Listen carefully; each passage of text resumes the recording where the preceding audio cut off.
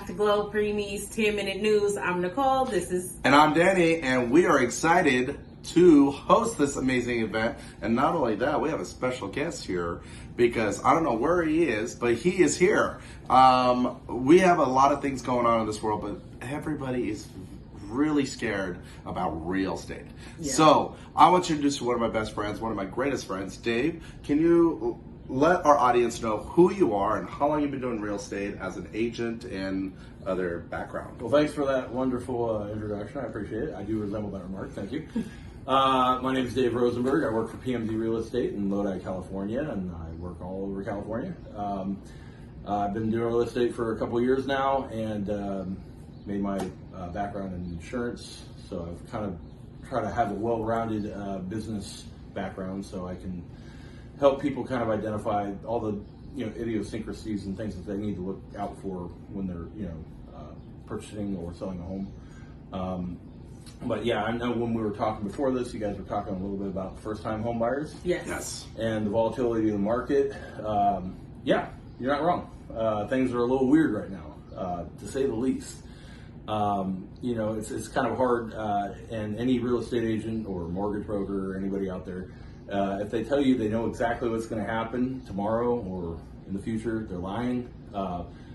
Fact is there's never been a pandemic before. We've never had market conditions like this. There's never been inflation during this time of a pandemic.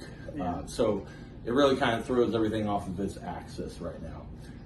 Right now we're kind of in a holding pattern, so to speak. And I want to say holding pattern because it means that there's no movement, but it's kind of the best descriptor for it. Is it holding pattern in the sense that people are holding on to their homes instead of selling? Great question. Yeah.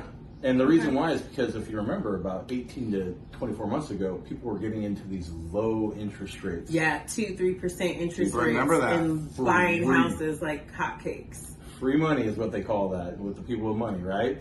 So traditionally speaking, people that would make investments, they'd have a yield from 3 to 7% on whatever they invested in.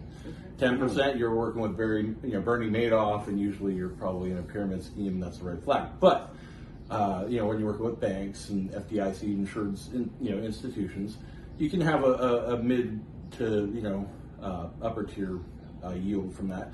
So people would hold on to their money and put it in those accounts versus the feds were giving them basically 2%. It was free money. They were investing that, taking the free money from the government, and then just locking that in. Now, since then, interest rates have done what, right? They've gone up. Boom. Yeah. You're going to say skyrocketed back to GLO Preemies.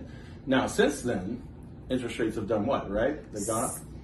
Boom. Yeah. You're going to say skyrocketed, but like now they just raised it yesterday, another quarter of a point, so now they're above 5%. Well, no, you're talking about entry level with great credit right now. You're probably going to be looking at about 6 3/4 to 7 1/4%.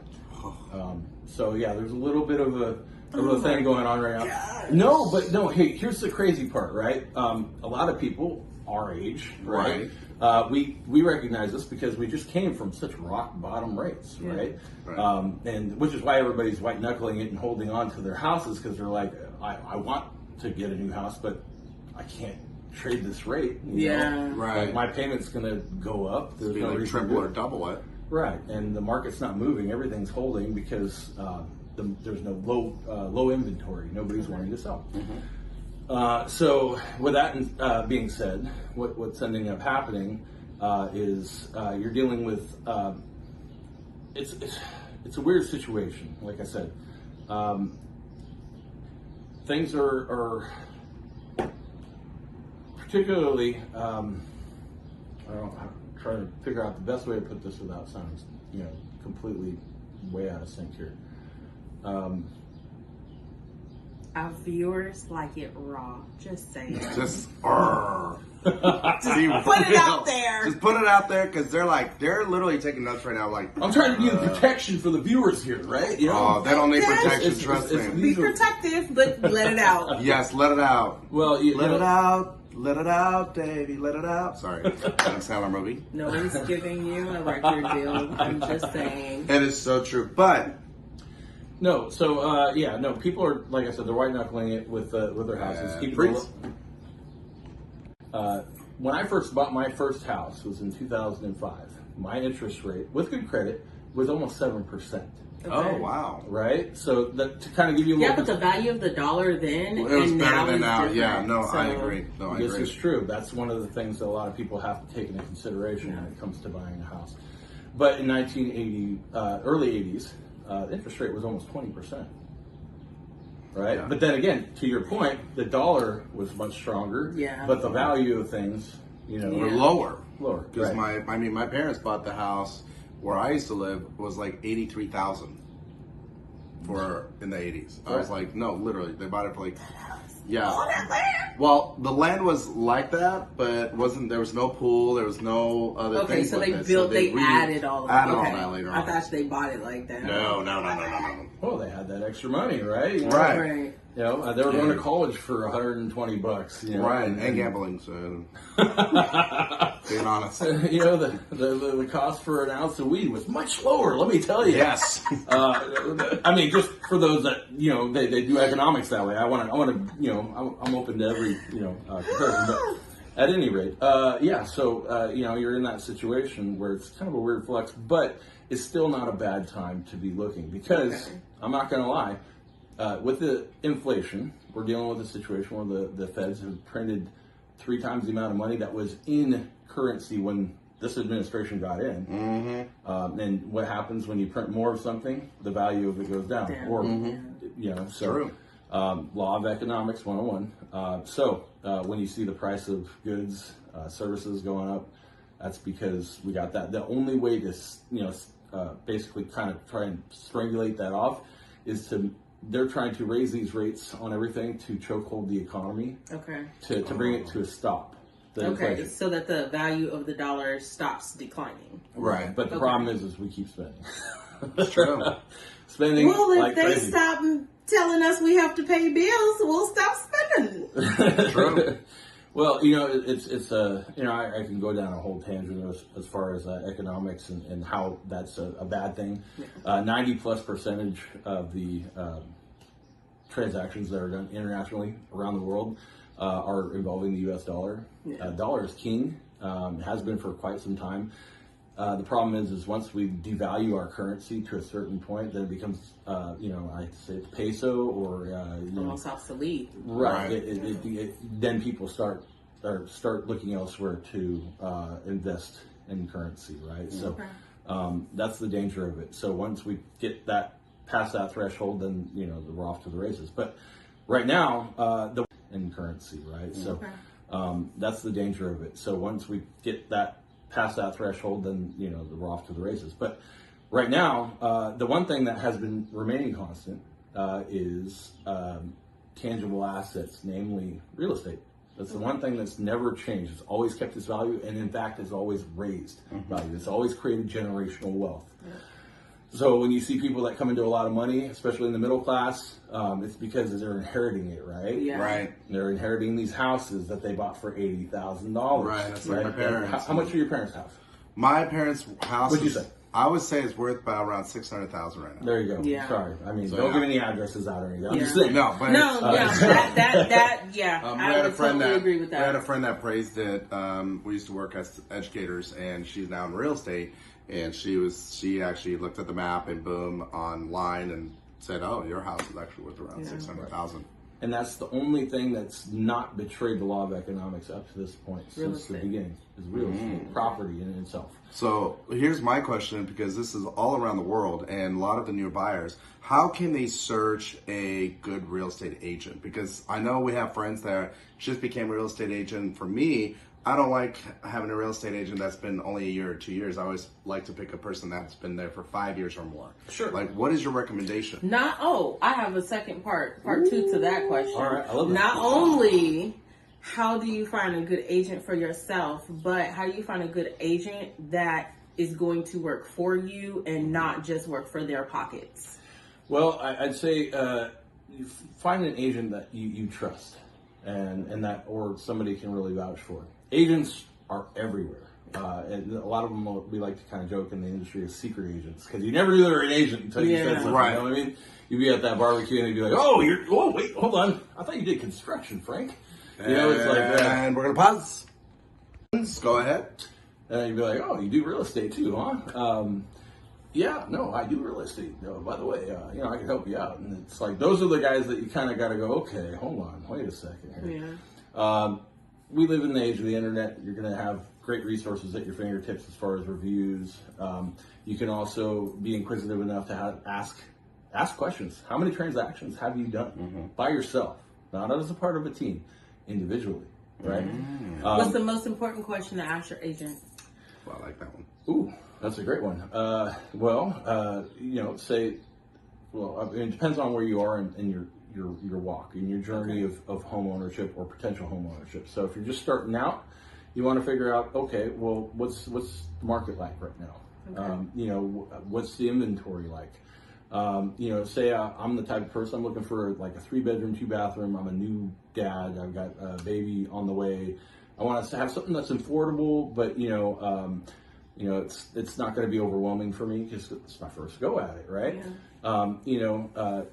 Your agent should be able to guide you in the right direction and steer you in a situation. I always say, get a good mortgage originator or mortgage officer or a good lender, right? Somebody you trust. It's almost as equally, if not more important than your real estate agent, which, is kind of ironic because I'm a realtor, but that's going to really help you understand what's going to be affordable for you, right? Especially when you have a new family or even just for yourself, right? If you're just trying to invest.